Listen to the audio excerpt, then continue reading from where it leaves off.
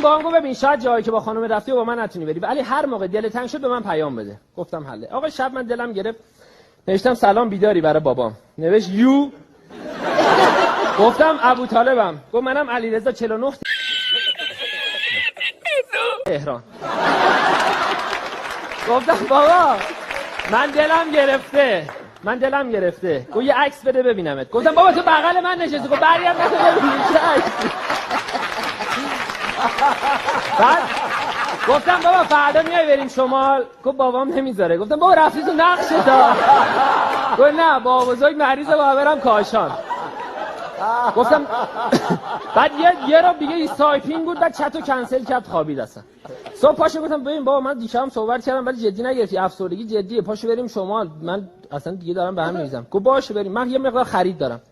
رفتیم توی مرکز خرید، مغازه اول طلا فروشی بود. گفت ابوطالب نیم ستاشو ببین.